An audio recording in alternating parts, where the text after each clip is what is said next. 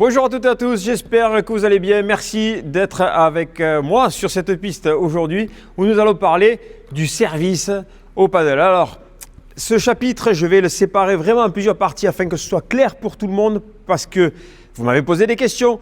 Déjà, les règles du service au paddle, donc nous allons commencer avec ceci. Bien comprendre les règles du paddle pour éviter de vous faire avoir lorsque vous allez arriver en tournoi. La deuxième partie, eh bien, je vous parlerai de savoir comment impacter les balles, donc qu'est-ce qu'on peut faire et qu'est-ce qu'on ne peut pas faire lorsque l'on fait un service au paddle. Et ensuite, eh bien, j'aborderai tout ce qui est tactique de jeu, savoir qu'est-ce qui est le mieux à faire sur le terrain. Et je terminerai avec eh bien, des erreurs que font les personnes qui commencent l'accompagnement avec moi, le coaching en ligne que je propose. Et eh bien, ces erreurs-là qu'on arrive à gommer, qu'on arrive à améliorer, qu'on arrive à faire meilleur à la fin pour que ce service-là soit le plus efficace possible et qu'il n'y ait pas des doubles fautes sur le terrain ou eh bien, vous retrouvez après un service à vous faire repousser par les adversaires en fond de piste, ce qui est dommage. Donc, on commence sans plus tarder avec les règles du paddle. Vous en connaissez certainement beaucoup, mais il y a certaines règles que peut-être vous ne connaissez pas. Donc, je vais prendre les balles. OK ? Et on va commencer avec la première règle qui est certainement la plus connue, qui est celle de la hauteur de frappe. D'accord ? Donc au paddle, je n'ai pas le droit d'impacter la balle au-dessus du niveau de ma ceinture. Donc ça, ce serait bien, mais ce n'est pas possible. D'accord ? Je ne peux pas faire ça. Il faut que j'impacte toujours ma balle au-dessous du niveau de la ceinture. C'est-à-dire ici. OK ? Les personnes me disent « Oui, mais si je me baisse ?» Oui, mais si tu te baisses, je suis au-dessus de la ceinture. Donc, je ne peux pas le faire. C'est compté comme faux. Donc, pensez bien à rester droit et à impacter votre balle au-dessous du niveau de la ceinture. OK ? Ce qui peut se passer certaines fois, c'est que des adversaires, en fait, vous disent que vous impactez la balle haut alors que ce n'est pas vrai. D'accord ? À quoi c'est dû ? C'est dû en fait au fait que vous impactez la balle lorsqu'elle est en phase montante. D'accord ? Et en fait, on peut croire que j'ai pris la balle haute, mais en fait, non. Alors, au lieu d'entrer dans un sujet compliqué de discussion avec les adversaires, etc., ne vous cassez pas la tête. Vous dites « Ah, d'accord, ok. » Hop, le coup d'après, vous laissez retomber la balle et vous la prenez sous le niveau de la ceinture. Au moins, il n'y a pas de problème. OK ? Ça, c'est une première règle. La deuxième règle, ce serait que vous n'avez pas le droit de franchir la ligne ou de toucher la ligne avec votre pied avant l'impact avec la balle. D'accord ? Ça, c'est une faute de pied, c'est considéré comme faute. D'accord ? Donc, vous devez impacter la balle et une fois que vous l'avez impactée, à ce moment-là, vous pouvez franchir la ligne. OK ? Ça, c'était donc la deuxième règle. Autre règle, c'est que quand vous êtes ici, admettons, je me mets là parce que c'est plus facile à voir. Quand vous êtes ici, même l'année passée, c'est-à-dire en 2025, vous pouviez encore lancer la balle là et venir l'impacter là-bas. Ça, ce n'était pas un problème. Vous pouviez le faire. Aujourd'hui, vous ne pouvez plus le faire. Donc, si vous êtes à gauche sur le terrain et que vous devez monter à droite, votre impact avec la balle doit se faire du côté que vous faites votre service. OK ? Ça, c'est important. Et même chose, vous n'avez pas le droit de franchir la ligne avant la frappe. Donc, ici, bon là, je l'ai mal lancé la balle, mais vous avez vu que j'ai franchi la ligne. Donc, vous devez bien rester de votre côté pour bien impacter la balle. OK ? Ça, c'est l'autre règle. Autre règle aussi, c'est concernant la direction de la balle. C'est-à-dire que lorsque je serre au paddle, ma balle doit aller toujours en direction des vitres. D'accord ? Donc ici, c'est bon. D'accord ? Ici, c'est bon. Il n'y a pas de problème. D'accord ? Si je serre et que la balle part en direction, je vais louper, mais en direction de la grille, okay, que la balle touche la grille, eh bien, c'est faute. Okay, le service est compté comme faux. Mais vous m'avez fait plusieurs remarques là-dessus. Si la balle fait, regardez, 1 et 2 rebonds dans le carré de service, d'accord, c'est bon. Ce qui est important, c'est le premier rebond. Donc le rebond de ma balle est dans le carré de service. S'il y a un deuxième rebond dans le carré de service, c'est point. L'adversaire doit rentrer dans le carré de service pour venir chercher la balle. OK ? Ensuite, si, je vais essayer de le faire. Regardez. Non, j'ai mis dans le filet. Mais regardez. Là, 1, 2 rebonds et elle toucherait, admettons, la grille. OK ? Dans ce cas-là, mon service, il est bon puisque la balle a réalisé un premier rebond dans le carré et un deuxième rebond dans le carré. Donc, dans ce cas-là, c'est bon. ça ne fonctionne pas uniquement si la balle fait un rebond dans le carré de service, puis ensuite elle touche la grille. Dans ce cas-là, c'est faux. OK?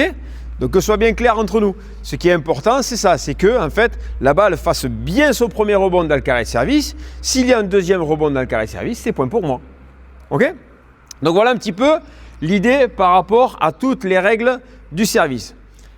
Avant de passer à la suite, si vous aussi, vous faites partie de ces personnes qui ont des soucis tactiques, admettons, sur le terrain, qui n'arrivent plus à progresser, qui n'arrivent pas à trouver, alors comme j'ai pu avoir certains cas, c'est-à-dire que ce sont des personnes qui se trouvent dans des endroits où eh bien, il y a peu de moniteurs de paddle, ou alors que les moniteurs de paddle sont surchargés, ils n'ont pas de créneau à vous proposer, eh bien, n'hésitez pas à entrer en contact avec moi, à prendre un appel gratuit en cliquant dans le lien qui est dans la description sous cette vidéo, et eh bien, je vous proposerai, suivant votre cas, bien sûr, il faut qu'on discute ensemble, mais un accompagnement coaching où je vais pouvoir vous aider justement à passer ce cap, à aller au-delà de vos limites et pour bien progresser au paddle. Donc voilà, si vous avez peu l'occasion de vous entraîner pour telle ou telle raison, eh bien sachez qu'avec le coaching en ligne, eh bien, on s'adapte à votre agenda, à votre emploi du temps et on arrive à progresser et à devenir meilleur au paddle. Donc n'hésitez pas à réserver votre appel.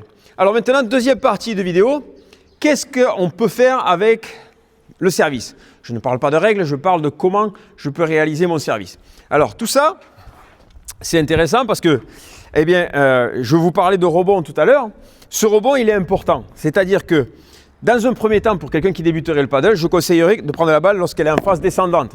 Okay? Le fait de la phase descendante me permet d'avoir beaucoup de contrôle. Okay? Si j'impacte ma balle lorsqu'elle est en phase montante, c'est bien pour des joueurs de niveau un peu plus avancé parce que je vais pouvoir mettre du rythme dans la balle. D'accord? Je vais pouvoir être beaucoup plus efficace, beaucoup plus agressif avec mon service. D'accord? Donc ça, c'est important de comprendre ce rebond de balle. Là, jusqu'à présent, j'ai lâché la balle et ensuite, je suis venu la frapper. D'accord? L'étape suivante serait de jeter la balle. Donc, je l'accélère. Donc, si j'accélère la balle, forcément, eh bien, quand je vais la frapper, elle va être encore plus rapide. Donc, ça, c'est dans votre progression du service au paddle. D'accord? Donc, d'abord, je lâcherai la balle, je la prends quand elle redescend. Ensuite, je lâche la balle, je la prends quand elle monte. Et ensuite, je la jette pour aller encore plus vite. OK? Donc, ça, c'est le travail du rebond. Ça, c'est ce que vous pouvez faire. Deuxième chose que vous pouvez faire, c'est la préparation de raquette. C'est-à-dire que si j'ai une préparation qui est basse, je vais avoir du contrôle. D'accord? Je peux, admettons, tester hop, un service comme ça. Bon, il est faute. D'accord? Mais je peux jouer une cloche, c'est possible, ça, il n'y a pas de problème. OK? Et si je veux ensuite passer avec un service qui est un peu plus travaillé, un peu plus gênant pour les adversaires, eh bien, je vais lever ma raquette. Et de cette façon-là, je vais pouvoir passer sous la balle, je vais pouvoir la brosser, d'accord? Je vais pouvoir mettre des effets dans les balles. OK? Donc ça, c'est intéressant. Et dernier point par rapport à ça, ce serait ce service que font certaines personnes qui serait un service lifté. Est-ce que je peux le faire? Oui, bien sûr, je peux le faire. D'accord? Donc ça, c'est un service que je peux me permettre de réaliser qui va certainement gêner les adversaires. Ça va les gêner une fois de temps en temps. Ça ne va pas les gêner à chaque fois que je vais le faire. Parce que si je fais ça tout le match, voilà, il est faute, d'accord? Mais si je fais ça tout le match, eh bien, en fait, la balle a tendance à rebondir beaucoup de l'autre côté. Donc, en fait, ça ne va pas trop les gêner. Mais par contre, si je le fais une fois de temps en temps, ça va les gêner. Donc, ça, c'est intéressant de le faire. Donc, si je parle d'effet dans la balle, si je prépare au bas, je vais pouvoir mettre un effet à plat, c'est-à-dire un effet neutre, d'accord, dans la balle. Si je lève ma raquette, je vais pouvoir passer sous la balle ou alors je vais pouvoir la brosser, ce qui est intéressant à travailler. Et ensuite, si je laisse tomber ma tête de raquette et que je remonte, je vais pouvoir mettre cet effet lifté, d'accord, de brossage de balle du bas vers le haut, qui va donner de l'accélération à la balle lorsqu'elle va rebondir, ce qui est que ça va lui donner du rebond. Voilà. Mais bon, tout ça, c'est absolument jouable. Autre chose que je peux faire aussi, c'est un service en revers. D'accord? Je peux me permettre de faire un revers lors de mon service. D'accord? Ok, décidément, je trouve la grille à chaque fois. Donc, hop, voilà. D'accord? Ça peut perturber les adversaires. Tant que ça ne vous perturbe pas à vous lors de votre montée au filet. Ok? Donc ça, je peux le faire. Là, c'était donc tout ce qui est d'un point de vue technique. D'accord? Moi, ici, sur la piste. Ensuite, où est-ce que je vais pouvoir jouer mes services? Et c'est là que ça devient assez intéressant. Alors, j'en avais parlé sur d'autres vidéos. Où est-ce que je peux servir? Ce qui est intéressant à faire lorsqu'on commence à jouer au paddle, c'est de chercher tout de suite cette vitre latérale. D'accord? La balle est rebondie au sol, elle vient rebondir sur la vitre latérale parce que les adversaires ne sont pas forcément habitués avec un rebond sur la latérale, ça gêne, ça dérange et vous, ça vous donne du temps. D'accord? Parce que le fait qu'il y ait un rebond sur la vitre latérale retarde la frappe des adversaires, donc ça va vous permettre à vous de monter plus facilement au filet. Donc ça, c'est ce que je vous conseillerais en premier lieu, la vitre latérale. Deuxième chose que l'on fait lorsqu'on commence à progresser au service, c'est de chercher ensuite le milieu du terrain. Okay? Donc si je trouve le milieu du terrain, eh bien, je vais déplacer mes adversaires. Donc une fois vers la vitre latérale, une fois vers le centre. Tout ça, c'est intéressant. Troisième étape, c'est laquelle? Ce serait de jouer sur le joueur. D'accord? Donc si j'arrive à servir sur le joueur directement, eh bien, il va falloir que lui, il se dégage pour pouvoir jouer la balle. D'accord? Donc ça, c'est les premières choses que je vous proposerai. Cherchez la latérale, le centre, en deuxième temps. Troisième temps, vous cherchez le joueur. Une fois que vous avez fait ça, qu'est-ce qu'on va pouvoir chercher? La profondeur. D'accord? Donc en fait, vous savez très bien que le retourneur ne peut pas jouer la balle de volée. Okay? Donc il va falloir qu'il la laisse rebondir. Donc forcément, si j'arrive à allonger mes balles, là j'étais un peu court, mais si j'arrive à être un peu plus profond, avec un rebond qui est proche de la ligne, forcément, je vais gêner le retour. Donc ça, c'est intéressant. Mais c'est déjà un peu plus compliqué. C'est pour ça que je vous dis d'y aller étape par étape.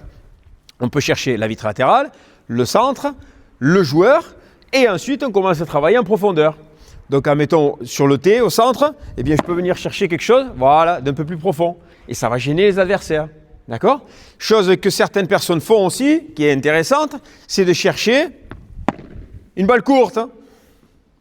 Alors, je ne vais pas le faire tout le temps, bien sûr, mais le fait de jouer une balle courte oblige l'adversaire à avancer, à sortir de sa zone de confort pour aller chercher la balle. Donc, tout ça, je vous invite à le faire, mais étape par étape. Si vous êtes un débutant au paddle, ne cherchez pas des choses trop compliquées, ça ne sert à rien. Centrez-vous sur la vitre latérale, que vous soyez à l'aise avec ça. D'accord? Donc, voilà un petit peu tout ce qui est zone de jeu. Maintenant, avant de passer à la dernière partie de cette vidéo qui serait donc les erreurs que commettent les gens, notamment après leur service, eh bien, je vous rappelle que vous pouvez réserver cet appel qui est totalement gratuit avec moi en visioconférence. C'est très simple, vous cliquez sur le lien qui est sous la vidéo et vous allez avoir tous les détails pour qu'on puisse discuter ensemble, comprendre quels sont vos objectifs, quels sont vos problèmes sur la piste et à distance, sachez que maintenant c'est possible. Ça fait plusieurs années que je travaille à distance avec des gens, des personnes du monde entier, des joueurs et des joueuses du monde entier. Donc tout ça c'est possible, c'est faisable et je me ferai un plaisir de vous accompagner et de vous aider à développer ce propre jeu qui est le vôtre. Donc maintenant les erreurs, juste pour terminer avec ça. Donc je suis ici sur la piste et en fait les erreurs qui se passent c'est que très souvent, on est pressé par le fait de vouloir monter au filet. C'est-à-dire que je vois des joueurs qui servent, ils n'ont même pas servi, qui sont déjà partis.